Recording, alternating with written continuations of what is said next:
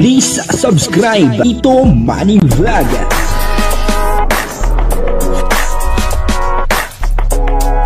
Payagan po si Tito Manny Vlog na mag-reactor para pambiling gamot sa kanya pong karamdaman. Wala man siyang records ng ng away. May sinabi po si Carla na talagang magugulat po kayo, no? Di po natin nakalain na ganun po pala si Carla. At dito ay talagang naibulgar niya. At dahil dyan, si Kalingap Jomar ay talagang nag-flying kiss dito kay Carla. Grabe, no? Talagang si Kalingap Jomar, simula pa nung umpisa hanggang sa ngayon, ay patuloy po siyang kinikilig. Kay Carla. Papanoorin po natin yung video at siyempre bibigyan po natin yan ng kaunting reaction. Pero bago po yan, ako muna po bumabati sa inyong lahat ng magandang umaga, magandang tanghali at magandang gabi sa inyong lahat mga kapatid kung saan man kayo ng panig ng mundo naroon ngayon. Ay mag-iingat kayo palagi at pagpalain kayo ng ating Panginoon.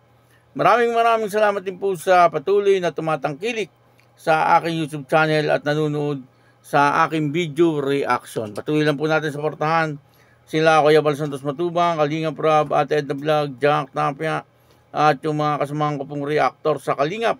Ganun din po yung mga charity vlogger na Kalingap partner. Ito po yung video na kung saan ay meron pong parang ibinulgar or sinabi si Carla na hindi po natin alam. At ngayon ay nalaman na po natin. At dahil po doon si Kalingap Jomar ay talagang nagpa-flying kiss dito po kay Carla. Papanoorin po natin yung video. At ang kabuuan po ng video ito ay makapanood po natin sa YouTube channel ni Kuya Neil. Ayan, portahan po natin, Kuya Neil. Ano naman natin, ladies and gentlemen, pag sasama-samahin po natin yan, nakakagwapo, nakakalakas ng confidence. Sa inyo, ano gusto mong sabihin? Good evening po sa ating lahat. And siyempre, gusto ko pong mag-thank you kila Kuya Rap, kila Ate Jack, and kila Tito and Tita po sa opportunity na binigay po namin as ambassadors and ambassadors. Tsaka po, malaking tulong po ito sa amin, kagaya po ng mga students. Talagang big help po sa amin. Tsaka sabi ko nga po is, bukod sa another source of income, yan, may savings na rin po kami na naitatabay pa sa sarili namin. Yung dahil po sa, yung dahil kila Tita and Tita. Kaya, thank you very much po. Tsaka, syempre, sobrang mahihain din po ako pagdating sa, hindi po ako sanay ma-expose sa public kasi talagang napakamahihain ko po.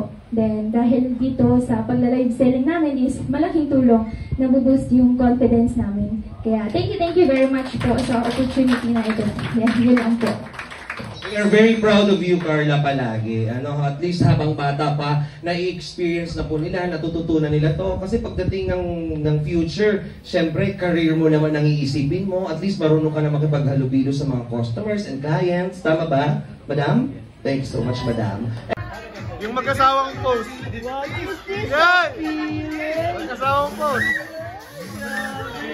I can't explain.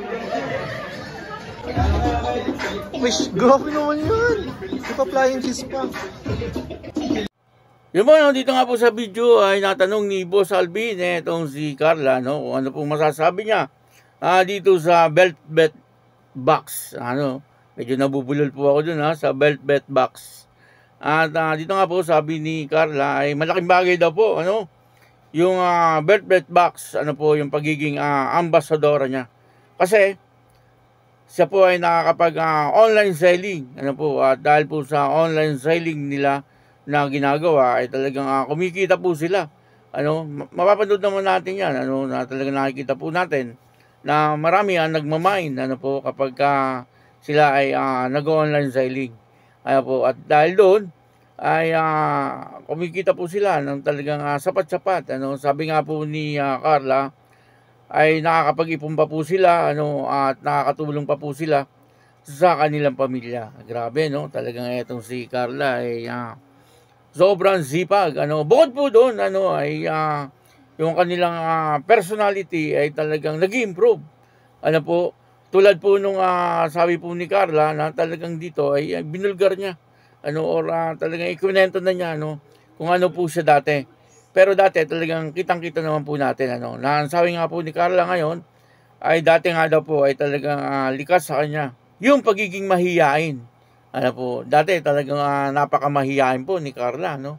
Kapag ka po binablog siya ni Kalinga Prab, kapag kinakausap po siya, ay bigla po siyang tumatawa na parang hiyang-hiya, ano, at tumatakbo doon po sa loob ng bahay nila. Lalo na po nung nagkaroon po siya ng love team dito kay Kalingap Jomar, ano, na talagang doon ay makikita po natin no, minsan ay talagang namumula itong si Carla at talagang parabang hiyang-hiya. Pero ngayon ay napakalaki na po ng improvement ni Carla. Ano po, hindi na po siya mahihain, bagamat pag minsan ay nahihiya pa rin po siya, ano. Inamin naman po niya na kapag marami nga daw pong tao, minsan nandun po siya sa isang gilid, ano, at nahihiya nga po siya makipag-usap. Ano, kaya minsan napagkamalan po siya, ano, ng mga bisita na ang sabi ay supladita daw etong si Carla. Ano, ibig sabihin ay suplada. Ano, kasi hindi daw po masyado nakikipag-usap. Pero hindi nila alam na napakabait ni Carla, ano po. Kaya lang yung pong pagiging mahihain niya nga ang parang nagiging problema minsan, ano. Pero ngayon ay maayos na po etong si Carla. At kitang-kita naman po natin, ano, na talagang sa pakikipag-usap ay okay na po etong si Carla. Napakalaki na po na kanyang improvement. At si Kalingap Jomar, ano po, ay kitang-kita po natin na talagang tuwan-tuwa po siya, no, doon po sa mga nangyayari kay Carla, no. Doon nga po sa picture nila, no, na talagang makikita po natin, ano, na masayang-masaya itong si Kalingap Jomar. Ano po, at habang si Carla ay nasa unahan, etong si Kalingap Jomar ay talagang tuwan-tuwa, talagang naandun na nagpa-flying kiss pa po siya, no. Talagang nga naman etong si Kalingap Jomar, ano, hanggang ngayon ay talagang kinikilig po siya kay Carla. Ano, hindi po nawawala yung kanyang kilig, ano po, kay Carla. Ano, simula umpisa hanggang sa ngayon ay kitang-kita po natin na talagang nandun yung kilig ni Kalingap Jomar kay Carla. Ano, ibig sabihin ay talagang in love, ano po, etong si Kalingap Jomar kay Carla. Ano, at sana ay dumating po sa punto na talagang silang dalawa po magkatuluyan. Ano po, yan na po ang inaabangan ng lahat. Nagkaroon po ng ligawan, ano, inabangan po ng lahat yon. Tapos naging magjowa.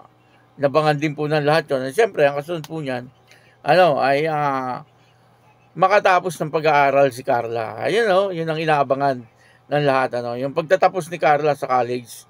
At pagtatapos ni Carla sa college, siyempre, ang inaabangan po ng lahat ay yung kasalan na, ano, saan pa ba pupunta yan? Siyempre doon na, ano po.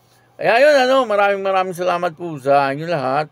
At ako po si Tito Manny Vlog na nagsasabing God bless you all. Diyos mabalos.